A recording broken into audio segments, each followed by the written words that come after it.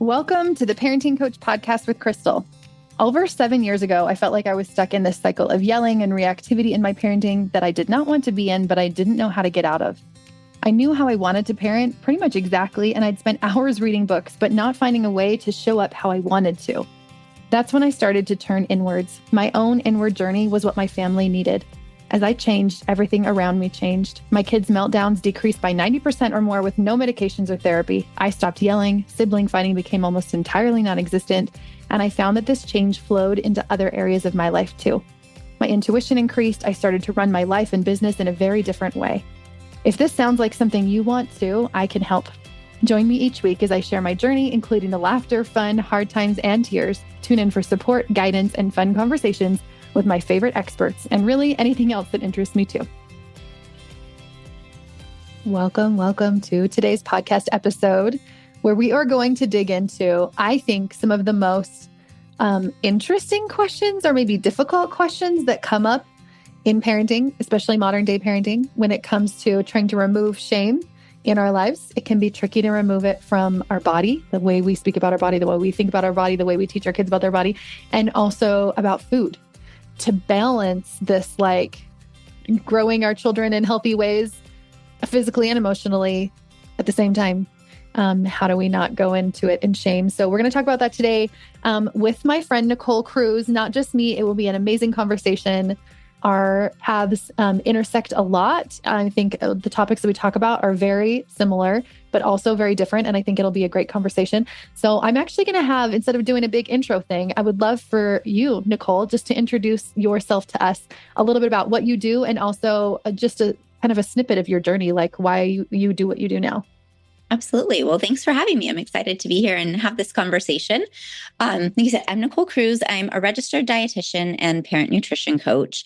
And I really focus on helping parents raise balanced and empowered eaters. And I love what you said, Crystal, about being able to combine both their physical and emotional well-being. And that's really where my focus is how can we raise them to feel good in their bodies, get the nutrients that they need physically, and also to have a balanced and healthy relationship with food itself.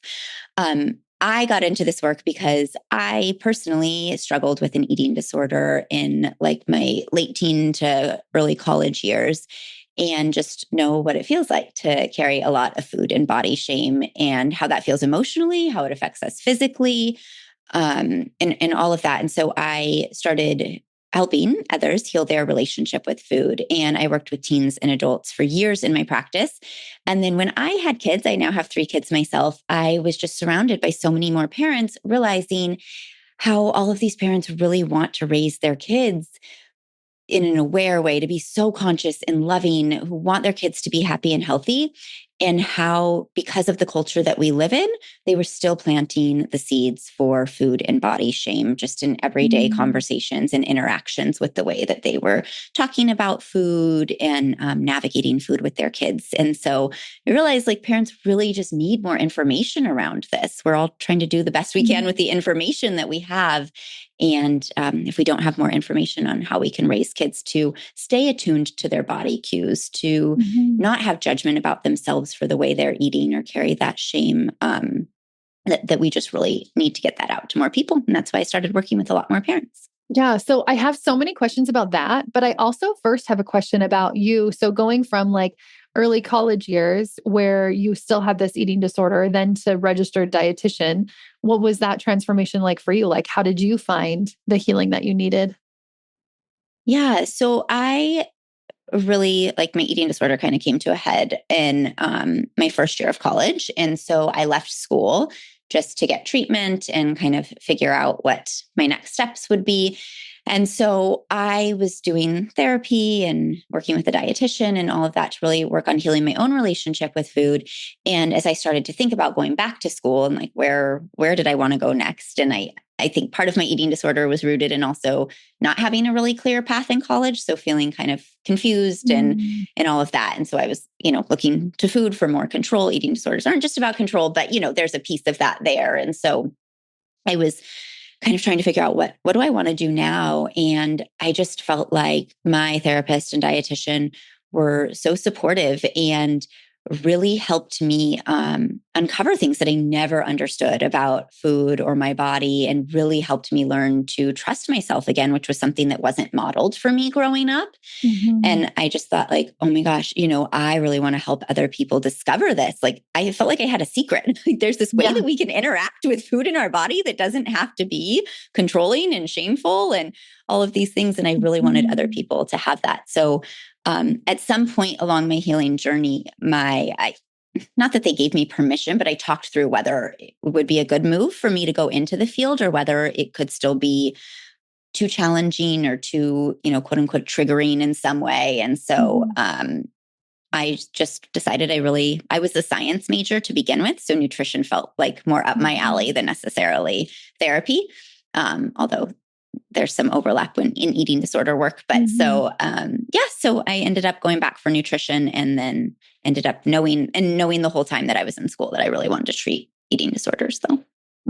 I love that. Okay. So if anybody follows me on Instagram, it's the.parenting.coach. You probably all do if you have Instagram and you've been listening to my podcast for any amount of time. But so if you go on there, you can see a collaboration post that Nicole and I did. And by Nicole and I mean like Nicole did all of it mostly. And I just wrote a little bit at the bottom. And I told her I wanted to hear a little bit more about what kind of the language that she's noticed that is shaming. Because like she said here, she noticed as she was like going around interacting with humans that were not trying to shame their kids, she was still noticing that there was like some words and language and things that were still shaming.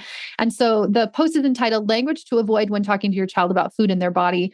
And she says talking about watching out for those labels to avoid, which are good versus bad, healthy versus unhealthy, real versus fake, growing versus fun, junk, treat, clean, fattening, empty calories.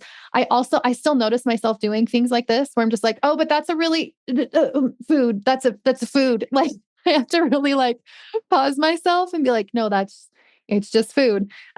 But you talk about how labeling those foods with judgmental terms can teach them to create that shame and that confusion around like what's good or bad, and that food kind of has a moral value.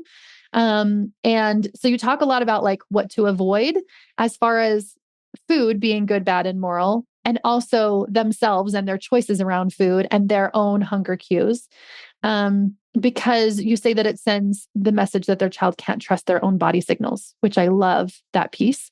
And then also judgment around body image. So there's kind of like the three different like things to avoid. So let's chat a little bit about to avoid and why. And then we'll move into alternatives, what we say instead. So maybe we'll start with the first one, which was the labels about food, like making food more moral. So, what are the things to avoid, and why do we want to avoid those? Yeah. So, Crystal, like you just read the list, right? I always say anything that can create judgment or put food into arbitrary categories, we want to avoid. Mhm. So that is things like good, bad, healthy, unhealthy. That's suggesting that, food is good or bad, right? Or saying that it's healthy or unhealthy. It's the same thing. It's putting it into these categories. Also, things like fun food or growing food. And I always say it's arbitrary because who says that carrots can't be a fun food or strawberries can't be a fun food? Like it's just some Mhm. random word that we're using for these, or growing food. Well, what helps our bodies grow is getting enough calories. It's not just like one specific food is going to help your body grow. Like broccoli, if all you ate was broccoli, you would not grow. Mhm. So it's these arbitrary categories, and so they're just not helpful because, for one, kids are really concrete thinkers, and so they can't really understand nutrition as a whole.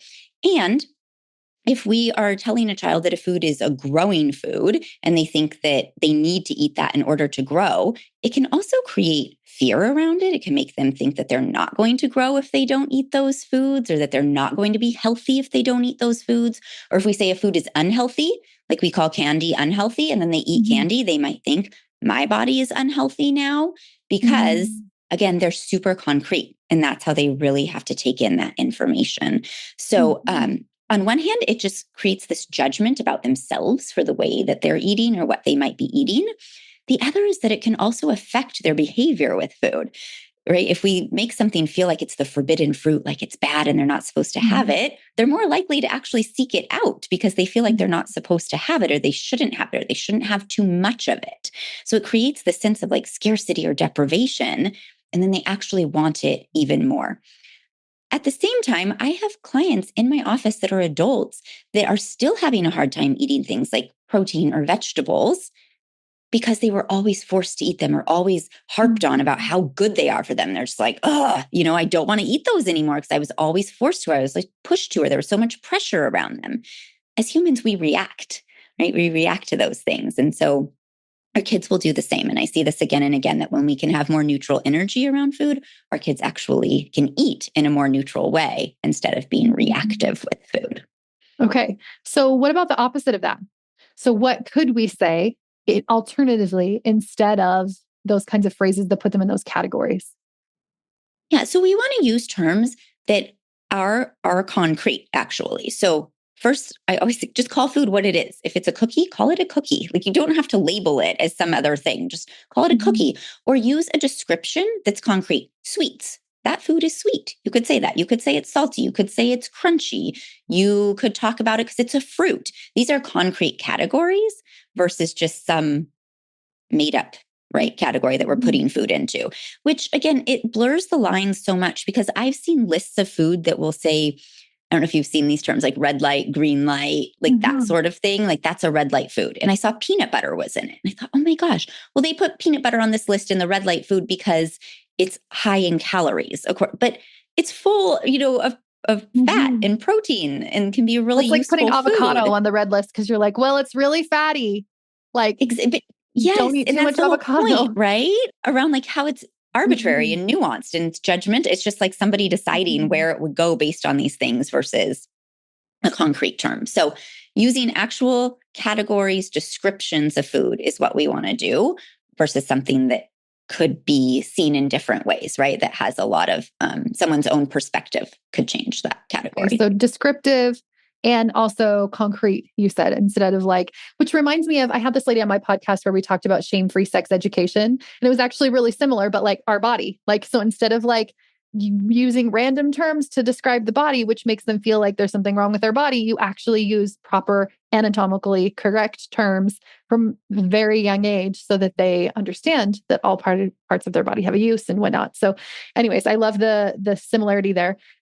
So my first questions, so below this post, I said, like, write any questions that you have. And I was like, I'm going to put mine first because I had questions about this first little chunk before we get into the next one. And the first one was, how do you balance then health? And I'll say health as like getting enough nutrients, or kind of getting a balanced amount of foods, getting some, whole foods in there also. How do you teach that? Well, not, trying to avoid these kind of categories of like unhealthy versus healthy. So it's a couple different things, only because like the age of children, right? And what they're ready for. So the first thing is that we always want to see ourselves as a supportive figure in the feeding relationship as parents. And so part of it is not actually teaching our kids anything about nutrition. It's about how we're setting them up for success, how we are being supportive in that way. So our job as parents is to provide food and make it available to our kids. So instead of telling them like, nope, you need to choose something healthy or you shouldn't have that, we should actually be more of a guide and get out the food that's available for them. So we are setting the stage. So it's okay to say that food is not available right now, or this is what we're offering for snack. So we're actually supporting them with that instead of it's like burdening our children to have to make big decisions about food and decide what they should have in this house full of tons of food. That's not their job. That's our job to set them up for success. So we can give them a variety of foods to choose from, or we can ask, do you want to have apples or oranges? Or, what, like, we can still incorporate them. And again, this depends on the age of your child and how much involvement they might have or how much information you might give them. But our job is to set them up to begin with. So we might put out a snack, and we're not just going to serve fruit. We're actually going to serve a variety of things. So we might put out some fruit, some cheese, some crackers, I don't know, some hummus and pretzels or something, all foods that we feel like we're offering at that meal. It's offering them a variety, things that they might enjoy, maybe some foods that they're not as comfortable with, so that we're presenting all of these options to them. And then we're letting them choose within those options. So this is where we also, and I know some people say, well, I don't want them to just eat the pretzels and nothing else or something like that. So I get that.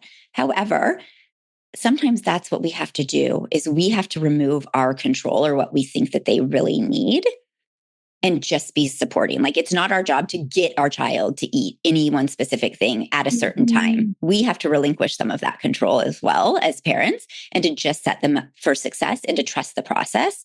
And even a lot of pediatricians will say, don't look at what your child eats at one meal or in one day. Look at that they're eating a variety of food groups over the course of a week. So when we regularly present children with a variety of options, they are really good at listening to their bodies and getting the overall nutrients that they need. But that might be only pretzels at one snack and zero fruit all day. And then maybe another day they eat fruit at every single meal. Like, it's not our job to micromanage that. It's just to support them with it. So that's the first step, is us being that, playing that role and making food more available, convenient, easy for them to have all of these options. I love that differentiation, because we just had like Halloween, right? And it's easy to be like, well, I guess because we have all this Halloween candy that I just let them eat that at every meal. Like, that's what I'm going to put out at the platter. And I love this idea of like, we still get to decide. So if I really enjoy eating lots of fruits and vegetables and cheese and hummus and whatever, and I'm like, these are the things that I love, these are the things that I think make me feel good, they probably will make them feel good. Also, we can give them that opportunity to still have a variety and still choose, but not feel like, oh, well, if I let them, there's no healthy and unhealthy, then I guess I just let them eat candies all day long, for as long as, all day. Exactly. And, we're bringing up Halloween now. And I always say, like, right after Halloween, they are going to be more excited about their candy. So we also want to be responsive to our children, right? We want to recognize, like, this is something they're probably more excited about. So let's incorporate a bit more candy than we might on a regular day-to-day basis. That's totally fine, right? We want to be responsive in recognizing if there are certain foods that they really enjoy. We're not just saying, well, that's not as nutritious, so I'm not putting that out. We're incorporating that. We don't want to make any foods totally off limits. But as parents, we can also recognize that we want to make sure that we're incorporating proteins. So what are proteins they enjoy? What are ones that maybe they need a little more time to get comfortable with? How do we keep bringing these things into the mix to help them with that, versus just going to maybe what their normal, safe, comfortable foods are all the time? Yeah, I actually have another question about that. The second question that I posted, which I think is connected with what you're saying here right now, is then how do you handle if your child does have like a food sensitivity or an allergy of some sort, or something really does make them actually like does not jive with them physically? I think it's easier when it's something really severe, right? Like when they have an anaphylactic reaction to peanuts, they're not gonna eat peanuts. But when it's something that maybe they'll get like rashes, or they'll get really congested, or they'll like something within their body doesn't feel great, how do you teach that skill in a way that's shame-free, that is still them choosing and them understanding their bodies more? Yeah. So you are absolutely right. It's a lot easier when it's super concrete, because we can literally teach them, like, peanuts are not safe for your body. Like, that is not a safe food, right? And so that is easier. When it's a little bit more nuanced, I think we actually go in line with that, with our energy around it too, though, to recognize, right? Because we don't want to create all of this like build up around the food and that it's bad for you and it's horrible. And then they eat it and they're like, I'm still alive. Nothing really bad happened. Like, fine. Yeah. right. Like, there's such a disconnect in that then, and that actually breaks trust and it creates more fear than is necessary. So we want to recognize those symptoms. And then the first thing I'll say, this isn't what you asked, but I think it's warranted for this conversation, is that we also have to be careful that we know that that's what's actually causing it, because there's also a lot of fear around food in our culture, where everybody just thinks that food is causing like every single illness that can exist. And that's not necessarily true. There are absolutely some people that have intolerances and, whatnot around food. So that's fine. But when it comes to our kids, we want to be pretty thoughtful that we are not eliminating foods from their diet and creating more fear around food or anything. I think our go-to in this culture is to just turn automatically to food is causing it. And that's not always the case. There can be a lot of other things like stress or environmental conditions or whatever it might be. So that I just want to say that, because it's really normal for a lot of people to say that foods bother them. And again, we also have a term for this, right, called orthorexia, where people can go down a rabbit hole of like just eliminating food after food because they become so fearful that food is causing all of their issues, and they actually can become very unhealthy trying to like figure it out and fearing food. So I feel like that just needs to be said in this conversation. But if we are clear that something does create a reaction for them, or we're suspecting it, we can talk to them like, your body has, right, we're still being concrete. When you eat this food, your nose gets congested, or maybe we notice patches of skin, that have eczema on them. You get a rash here, whatever it might be. If we can link that, then what can we do? We can do our job in our home to find replacements for that food so that they're still having an enjoyable diet that maybe doesn't incorporate gluten or dairy if they have a sensitivity, or whatever the food is. It could be a bunch of egg, whatever the food might be that's bothering them. We can look for replacements of foods that they enjoy. We cannot bring those foods into the house. Um, and when we go out, we can try to bring some replacements or talk to them about what foods might help them feel better. But we don't also want to have this crazy energy around it. If maybe they get a little patch of skin, we can just show them, oh, look, you must have had that food that affected your body. Right. So we're going to do our best to reduce it without creating this hypervigilance, unless, of course, it's warranted. I love that. So I would guess you'll agree with this also. And this is the way that I've done it with my kids, because the reason I asked this question is because my kids do have this. And so we went and saw an allergist like 5 years ago, and he was like, I suggest an elimination thing where you pick a food and you just kind of see what happens. And then you pick another food. And oh my gosh, it was like 6 to 12 months of us trying to like figure it out. And what I've kind of come to now is helping them trust their body and listening to their body. So helping them listen to, after they have a food, how did that make you feel? Did you notice anything or not? Because I think that we tend to not trust them as much. And it was actually my allergist that said this. He was like, little kids have no like inhibition about food. Like we have all these weird things about food. He's like, they don't. So you just ask them. So he like actually turned to them like, what foods do you like? What foods do you kind of avoid because you don't really like them? And he's like, that's usually the foods that are like not as good for them. Like they intuitively know the ones that are for them and the ones that aren't. And I just thought that was so fascinating, because I was like, I was expecting him to go all like doctor stuff on it. And he was just like, no, I really think kids have this innate sense and this innate knowing. And so I've really been trying to build their own relationship with themselves and food by helping them tune into their bodies, even when it comes to things like Halloween candy. And if you're listening to this and wondering why we're talking about Halloween candy at the end of November, it's because we're recording right after Halloween. But helping them listen to like, which of those foods do you like? Which of them do you not? Which, like, how much do you want to keep? How much do you want to eat tonight? And like letting them make more of those decisions. And I know it's easy to think like, well, they're just going to, eat all the things. They really don't. They really listen to their bodies more. And I think if we trust their trust in their bodies, that is what will happen for them. They'll really be able to build that skill. And I think eventually that is the skill we want them to have, right? Is to listen to their bodies more than all of these other things. Because, food fads are going to come and go all the time, but we want them to know how foods make them feel individually. Absolutely. I couldn't agree more. I love the way that you're handling that. I think that's so important, right? Turning back to them, like you said, and really trusting them in that relationship instead of us just having all of these limits and controls over it, which again, even if a child has an intolerance, but we're like, no, you can't have that, they're probably going to try to seek it out more, or eat more when we're not around, or whatever it might be. So when we can put it back onto them, they're really getting that permission, and they're going to feel more empowered as well, that they can trust their body, that they can listen to themselves. And what you said just reminded me too, the way that we're treating food, it's really important to recognize that this spills over into other places in life. And if we're constantly telling our kids that we know better than them and they need to eat this certain way, we're disconnecting them in general and disconnecting them from trusting themselves when maybe they're at a party in high school and they really feel uncomfortable and they want to leave, but now they don't actually trust themselves or have that internal guidance to say like, no, this doesn't feel right. I shouldn't be here. Right. We want to keep that connection and keep building that for them. Always. Yeah. Okay, so this is one that I'm not so good at. So we're going to talk about this one next. So you said phrases that dismiss hunger or fullness, but I'll just say other phrases that are also shame-based around food. So you mentioned like, you don't need dessert, or finish your plate, or you shouldn't eat that much, or you shouldn't eat that specific thing. And I also noticed myself saying things like, because I have this one child who in my mind, my story about it still is that they are a picky eater. And I try to shift that, but sometimes I notice it come out of my voice where I'm just like, oh, you're such a picky eater, or you don't like anything or whatever, giving them this like negative concept about themselves and food, which I do not want to be doing.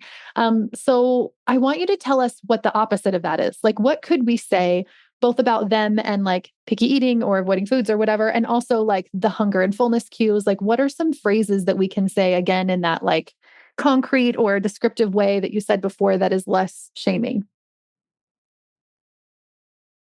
So maybe we need more specific examples, but the first thing that comes to my mind in all of this is we don't need to say anything.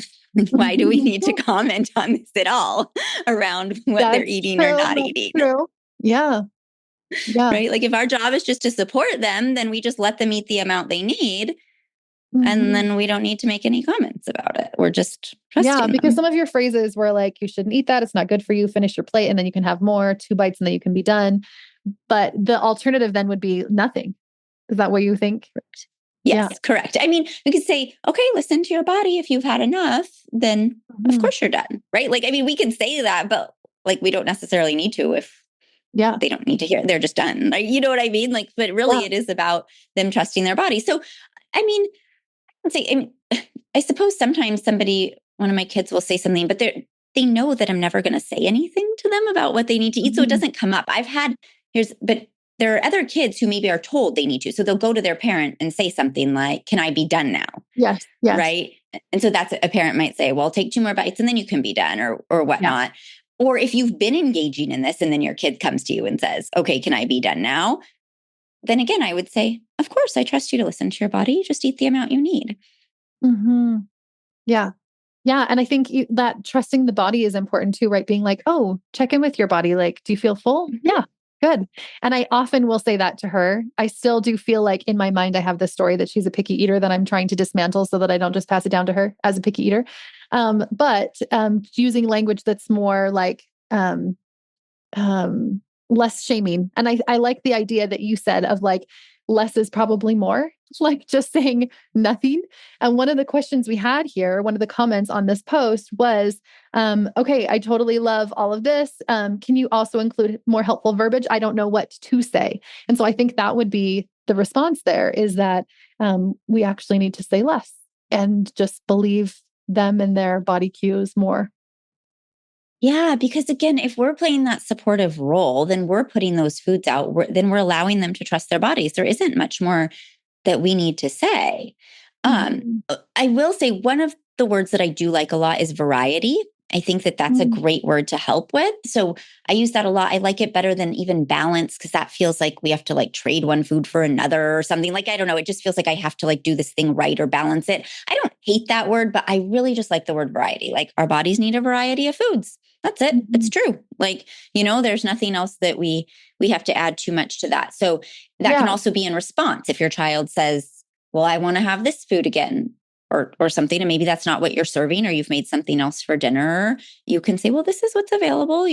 My job is to help us get a variety of foods. So I'm putting out some different foods for dinner. Like, that's Mhm. it. Yeah.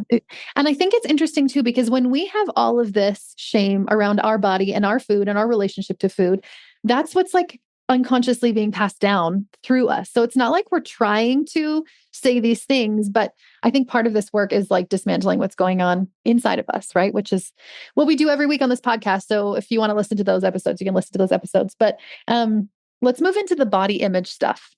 So phrases to avoid, you said, was you've really filled out. What are they feeding you? You're going to eat us out of house and home. Do you really think you need that? You should eat more. You're too skinny. You're going to gain weight if you keep eating like that. This will make you strong. And I've had clients ask me specifically about these kinds of things. They're like, but I'm really actually worried about my 10-year-old and their weight. So what do we do in situations like that? What do we say? What do we not say? How do we respond? So I feel like that's a big can of worms in some ways to say, like, I'm really worried about their weight. Mhm. Um, that's that's fine to be worried about it and to be concerned. But we never want to make our child worried about their weight. So there still is nothing to be said to our child about their body in that Mhm. situation or in that scenario or about what they're eating. And again, I feel like this is so layered. So just a couple things that we can touch on here. One is when we restrict a child's intake, and this is true for adults too, if we restrict our own take, we see the rebound. So, what we see with children is that if we restrict their intake, whether that's type of food that we allow them to have or amounts, because we're trying to say control their body size or we're worried about their weight gain, we actually see accelerated weight gain because they feel deprived and then they seek out even more food. So, even if it slows down for a period or something, we will see that spike up because they will try to Mhm. seek out more food. So one, it doesn't really work to do that to begin with for the thing that we're trying to solve for. Two is that we want to be that supportive role. So we can look at, am I being a support in this feeding relationship? Am I offering them a variety of foods regularly to get all those different nutrients? Am I setting them up to attune to their body cues? Do we have an environment that is allowing them to listen to their body? Or is the table super anxious? Is everybody tense and uncomfortable? Are we always eating in front of devices? Like, what does that environment look like? Right. So kids typically don't, I'll use the term overeat, which I think is a tricky, like, over what? How do we know they're overeating? Whatever, eat more than what their body actually needs. Kids typically don't overeat unless there's something interfering that's creating that. Kids are really good at listening to their body cues. So if they're eating more than their body needs and their weight is accelerating, that's because something else is going on in the dynamics, or they're facing something emotionally and using food for comfort. But our job is not to try to control the food, because that's only going to accelerate it, like I mentioned. Instead, we're looking for the root. What is going on for my child right now? What do they need more support around? Whether that is the feeding dynamics, whether that's something mental or emotional happening, whether that is, right? We also do them a disservice because we could miss something medically happening because we're just trying to control their weight instead of saying they have a thyroid issue right now that we haven't looked at. So we need to be really looking for what's the root of that instead of trying to control the symptom. Yeah. And I'll also mention too, I think that what we're talking about here is probably pretty infrequent. Like, I don't think it's very common. I think that it's much more common for your child to go through periods where they gain a lot of weight and then they move around a lot and their bodies shift. And they, like, for my kids, it's always been like gain a lot of weight and then they just spring up and then they gain weight and then they spring up. And it's very natural and very normal. So when I've had clients ask this in the past, I even thought like, wow, I've never actually thought about that for my kids. I've never once been like, oh, I wonder what their weight is or what their weight is supposed to be, or if they're in this like normal category. And I think that some of that like over focus comes from our own body shame from our own childhood. And I think my lack of body shame, which I'm one of the least body shame person that I've met. I've talked to my sisters about this before, and we all think that it came from our mom because our mom just didn't really talk about her body. She didn't talk negatively about it. We never got the sense that she didn't like her body. It just wasn't like a thing in our home. And I didn't realize how uncommon that was in the 80s and 90s until I became an adult and everyone was talking about, how their parents responded, spoke to them about their body, spoke to themselves about their body. And I think that makes a difference. And so I will also just interject a little thing here too, is that I always reflect back on what is my relationship with my body like? Because if I'm trying to teach them something that I don't believe about myself right now, it's going to be pretty hard to teach it authentically to them also. Absolutely. And you're exactly right? If we could just trust that our kids' bodies are growing at the rate that they're supposed to and not try to interfere with that, we wouldn't see that happen in the same way. But so often a parent goes to the doctor and the physician says something like, oh, their weight's really jumped up or something's happened. And parents feels like, oh gosh, I have to do something about this. It's my responsibility to make sure that my kid is healthy and getting the amount they need and not gaining too much weight. And that actually really interferes and can accelerate the weight gain even more. Or like you said, parents have a history and maybe they were teased for their weight and they really want to protect their child for that, or they don't want them to spend their whole adulthood on and off a million diets. And so they're trying to protect their child. So that's amazing that was role modeled for you. Yes. But like you said, it's not the norm, so many people do have that concern, but that stuff we I really think don't want just to to pass work that on to our through. child. Yeah, to work through on your own and just to recognize, like, not like you're going to pass all this terrible stuff onto your kids, but just to recognize like, oh, there's still something in here within me. And how can I kind of turn inwards and work on that for a bit myself? There's one last question that we did not get to yet. There was a lot of great comments. So thank you for everyone that commented on there as well. So many things, so many people that are like, yes, I agree. I love this whole post. And somebody said strong is out because one of the like terms to avoid around the physical body was strong. And they said that isn't image based, but about feeling good in your body. So So I had the same question. What are ones that seem more image based versus, because we don't want to be focusing on the physical body and more about how they feel inside. So tell us about that, specifically strong, but also maybe words to avoid versus not avoid around there. Yeah. Well, I think like the thing about that particular one. I'm trying to remember exactly what I wrote, but it was something along the lines like eating this will make you strong, or this will make you strong, this will right? make Like you if you're strong. eating, Yes, right. it was So that. it's related to the food versus like just feeling strong in your body. So there's nothing wrong with Right. talking to our child about if they're like, oh, I want to feel stronger, or I feel strong in my body. Wonderful. But if we're telling a child like this food will make you strong, one, again, not necessarily. Like what's going to make you strong is getting enough calories and getting physical activity. No one food is going to make your body strong. So again, it's not factual. It's not true. And oftentimes we also use it in the sense to pressure kids to eat something, right? That's why we're telling them that, because we want them to eat that food. And we don't want to engage in any pressure around food. And it could create the fear. Well, if I don't eat this food, then I'm not going to be strong. And I know that can seem really, gosh, what's the word I'm looking for? Just like that's not really practical, or that's not going to happen. But my kiddo, when he was, I want to say 4, came crying to me. I was like, what, honey, what is going on? And he was like, am I going to be blind? Am I going to be blind? I was like, what are you talking about? And he's like, I heard carrots help you not go blind. And I haven't had any carrots today. And I was like, oh my gosh, you are totally fine. And it was so cute and so sweet, but that's how concrete they are. So if we're really saying like this food will make you strong, well, what if I don't eat it? Then I'm not going to be strong, or then I'm going to be weak, or then my body's not going to be okay. They really do internalize that message.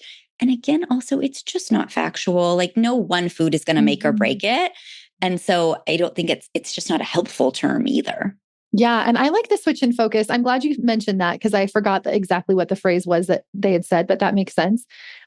Because I like the focus of how do you feel in your body versus how does your body look? And I think that's a big shift. I don't know if you've read this book, or if anybody listening has read the book More Than Just a Body, by the 2 sisters. I think their last name is Kite. And I love that book because it helped shift that perspective of like, why do we think so much about how our physical body looks from the outside, right? Everything, the compliments that we give, the things we say to each other. And I see myself still give these compliments, still say these things. Even though I love the switch of the focus to being, how do I feel in my internal world? My body is a vehicle in which I experience the world. And that really eliminates the like, our focus on aging and wrinkles and, losing weight and gaining weight. And I don't know, all of the weird things that we get so focused on in our society, to me as being like, my body is healthy and strong. And my body is the thing that helps me experience the world in a deeper way. Absolutely. Right. And like you said, too, like directing our kids back to how does that make you feel? How does that food make you feel? Or when they put on an outfit and say like, how does this look on me? Well, how do you feel in it? How does that feel for you? Do you like it? Do you like the way it feels on your body? Like we can constantly be directing them back to that instead of having this external message around it. I love that. I love that. I try to do that with my kids and clothes all the time. How do you feel in that? Although when my boys consistently wear sweatpants every single day, which I know feel the most comfortable, I'm like, can there also be other clothes that you also feel comfortable in? I guess it's me providing the food platter, me also providing the clothing platter. There is some jeans that are actually comfortable. Anyways, this has been such a good conversation. And I love this shift of how can we not just shame free our parenting, but how can we also shame free other areas of our life, our food, our body image? And I really do think it starts with us, right? It starts with like, how am I passing this shame down? And like, why? What is energetically happening within me that I can shift and change there? And then also, I love this idea of concrete language that's just like actual, real, and factual. And also, that is just less, just talking less about it, making it less of a focus, because as we talk more about it, it does become the focus, and we don't need food or body image or, all of these things that we've been talking about to be the focus of their life. Totally. I always laugh when you say less is more. I have this very specific instance. I remember my oldest is 12 now. It's a few years ago though. And I was just talking to him about something and he finally looked at me and he's like, can you just stop talking? And I was like, oh, you don't need me to over explain like 20,000 more times. Yeah. Are you sure? Are you In sure? different But it ways. was so clear. Yeah. He's just like, I'm done listening. I got you. I got it. I'm done. And it's like, so often we do that and then we create more energy around the food. And that's the thing is like, we really want less energy. I want less energy Yeah. around food. Yeah, I loved what you said about that neutral energy. Like, how can we get into a space where we feel neutral energy about all these topics that we just talked about today? And if you don't, reach out to Nicole or reach out to me where if you want to do the shame parenting jam, but reach out to Nicole and chat with her about all of this and how you can incorporate this, what shifts, what difficulties are coming up as you're trying to make these changes. Your Instagram is so great. So I would direct people there first. Is it Nicole Cruz something? There's something else after that. Yeah, it's Nicole Cruz RD for registered dietitian. So you'll find me on Instagram, Nicole Cruz RD. And yes, I post a lot there. You can DM me there. Yeah. Also say Cruz is Cruz in case you are listening. Well, I guess yes. Z if you are American. If you are listening to this and not looking at it, and we will have links to those as well. How else can people connect with you or work with you? Do you work one-on-one? Do you have courses? What can people do with you? Yeah, absolutely. I do offer both. I have one-to-one work. I have some courses, and I have a lovely group program called Nourish Together that has some course material where we also do this deeper work where we really work together and connect with other people on the same journey and talk about, like you said, Crystal, like the pieces around what's coming up for you with food, and so that people can really look more at themselves too and make those changes, but then also really practical things around like, what are you serving? And how is that schedule of snack time working in the afternoon? Are you pulling your hair out over it? So it's both pieces there too. I love that. I can tell it's lovely. Even just by the name Nourish Together, it sounds so welcoming. I love it. So go check all those out and connect with Nicole on Instagram and let me know if you have any questions about this podcast. We'll be posting about it throughout the week and you can comment on there and we'll try to respond to all of your questions. So thanks for being here, Nicole, with us today. Yeah, thank you so much. If you enjoyed this episode as much as I did, I would love for you to help spread the word by getting this message of support and guidance out to as many people as possible. So text it to your best friend or tag me on Instagram and share it. Leave a review, rate it, subscribe it, or follow on your favorite platform. Send me a DM on IG letting me know which parts have impacted you or what you'd like to see on future episodes. We'll see you next week.